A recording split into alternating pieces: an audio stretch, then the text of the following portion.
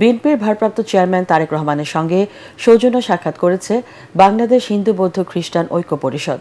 বেগম খালেদা জিয়ার মৃত্যুতে গভীর শোক জানিয়ে বিএনপি চেয়ারপারসনের গুলশান কার্যালয়ে তারেক রহমানের কাছে শোক বার্তা হস্তান্তর করা হয়।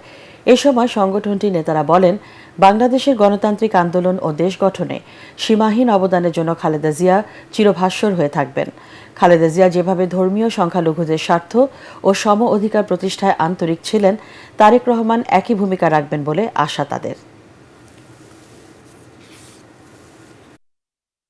তারা যেটা বুঝিয়েছেন, তাদের প্রতি সুবিচার এবং তাদেরকে সত্যিকার অর্থে বাংলাদেশের নাগরিক হিসেবে যে সম অধিকারের যে প্রত্যাশা ছিল সেটিকে তিনি একেবারে খুবই উচ্চ পর্যায়ে সেটিকে রক্ষা করেছেন এবং তারা আমাদের ভারপ্রাপ্ত চেয়ারম্যান জনাব তারেক রহমানের কাছ থেকে সেটি ধারাবাহিকতা প্রত্যাশা করেছেন। উনি বলেন একটা কথা যে উনি সংখ্যালঘু এবং সংখ্যাগুরু এই বিভাজনটির ভিতরে উনি যেতে চান না।